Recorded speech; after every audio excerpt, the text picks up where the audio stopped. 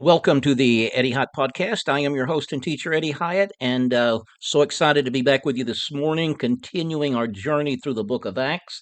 We are still in Acts chapter 16. So much in that chapter about Paul's ministry in the city of Philippi of Macedonia. And we have shared about how this was as far as we know, the very first church in Europe established by Paul with a group of praying women. And those women continued to have status and leadership in that church, which is why Paul singled them out years later in his letter to the church at Philippi. And he exhorted the people there. He said, "Help those women who labored with me, not under me, but labored with me in the gospel." Hey, check out my book, Who Says Women Can't Pastor? And I show in there, I have an argument and show in there that these women were pastors. They're in Philippi. Check it out in that book. I show you from scripture, looking at the original language and the historical context, that these women in Philippi that helped Paul found the church there, that they functioned in what we would call pastors today. But now we are down, we'll probably start reading at verse 35. Yesterday we were talking about Paul and Silas being arrested, beaten, thrown in jail, their feet put in stocks, but at midnight they were. In other words, they didn't start at midnight, but when midnight came, they were praying and singing praises to God. And at midnight, suddenly, there was an earthquake. My friends, sometimes, for whatever reason, it seems that God waits until our midnight hour. But when our midnight hour comes, what will be our response? What will we be doing? When midnight came for Paul and Silas, they were praying and singing praises to God. And God came on the scene and turned the whole situation around. Now, that was yesterday's episode. And so uh, all of the prison doors were all open. The foundation of the prison was shaken. The prison doors were open. All of the chains on the prisoners were loosed, but not a single one of them tried to escape. They stayed where they were because uh, they preferred the presence of God. They'd never felt or heard or seen anything like this. I'm sure the presence of God must have been manifest so powerfully. And they preferred to stay there in that wonderful presence they were experiencing than to escape out of the jail. And there's no question in my mind, although the Bible doesn't say it, but there's no question in my mind that these prisoners also came to Christ. Now, it does say that the jailer and his entire household came to Jesus and they were baptized.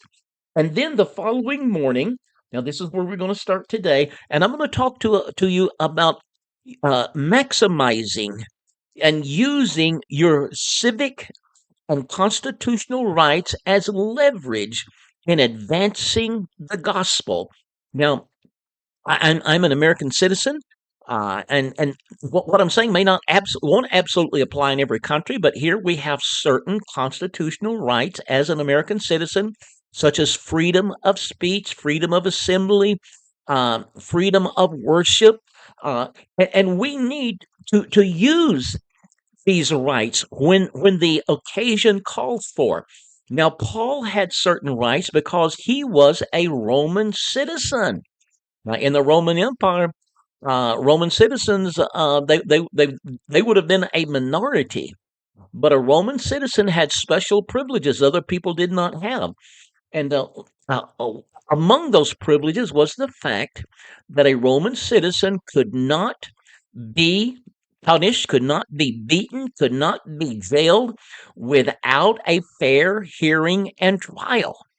And so I suspect that Paul and Silas, because we're going to see later on when when the Romans were about to beat Paul, he said, "Hey, is it lawful for you to beat a Roman uncondemned?" And then they backed off. Now, these were not Romans that beat them. They were Philippians. They were residents of this city, the magistrates, Uh, and probably they just assumed that these Jews are not Romans. They probably made an assumption. And they went ahead and beat them publicly and threw them in jail, which was all illegal for anyone to do to a Roman citizen. So listen to how Paul uses his civic leverage, his rights as a Roman citizen in this situation, actually to advance the cause of Christ.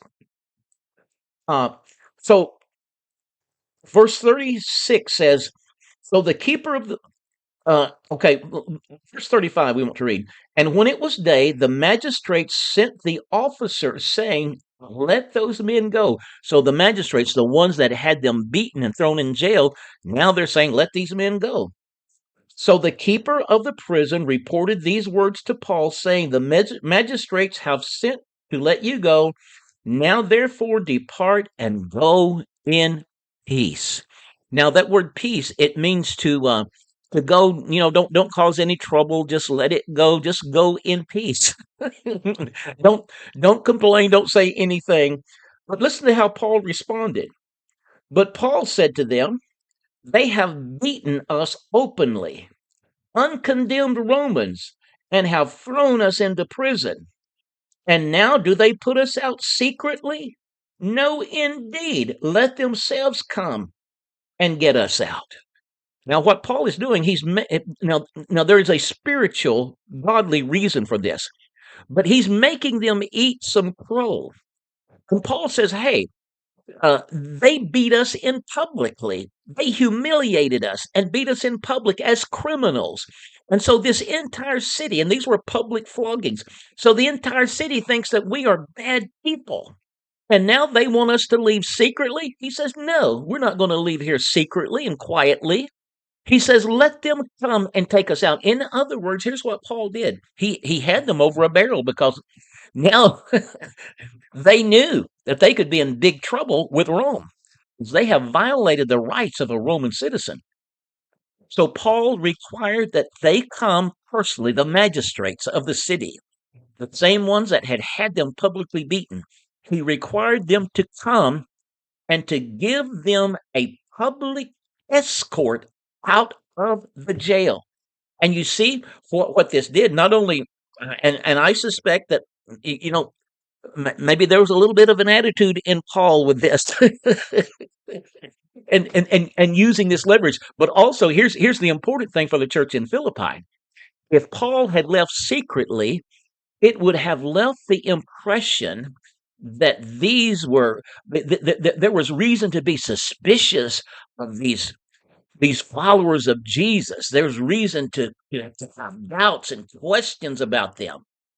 But what Paul did, he required the magistrates of the city to give him a public escort out of the city, demonstrating. In other words, they had to come and show honor to him, to show public honor to Paul and Silas. And so what it did, it publicly countered and reversed the public bad image of them being beaten and so on. And so he left there, having left, giving the city of Philippi a public demonstration that they had been wrongly treated. They were not bad people. They were good people. They were Roman citizens. Yeah, they were Jews, but they were Roman citizens preaching about the Jewish Messiah who had died for the sins of the whole world. So Paul, he used his civic, we could say his constitutional rights as leverage to advance the good news of Jesus in that place. So now we'll close this by going ahead and reading the last few verses of the chapter. Verse 30 says, then they came and pleaded with them and brought them out. Can you imagine these magistrates? Now the Romans they could be very, very severe. And so the magistrates were in fear, and they came and publicly pleaded with Paul and Silas, please. And uh, so it gave them a public image that these people are okay. Well, they came and pleaded with them and besought them and asked them to depart from the city. Verse 40 says, so when they went out of the prison and entered the house of Lydia. Why the house of Lydia? Because her house was the meeting place for the church. First church in Europe met in the home of a woman, and probably no question that she would, as the host, she would have had a leading role in the church in her house. So they went out of the prison and entered the house of Lydia. And when they had seen the brethren, which is the Greek word adelphoi, which means brothers and sisters. So now there's both men and women, part of the church of Philippi, meeting in the home of this businesswoman, Lydia. So when they had seen the brothers and sisters, they encouraged them and departed. Oh, my friends, you know you've got something. You know you've matured when you go through such an ordeal and trial of your faith as Paul and Silas has gone through, and then you can come out of it and you can encourage other people. Let me exhort you, be an encourager. Wow, be an encourager. And when you are an encourager, it'll come back on. You'll find other people's encouraging you. So there we come to the end of chapter 16, and then the departure of Paul and Silas and Timothy from Philippi.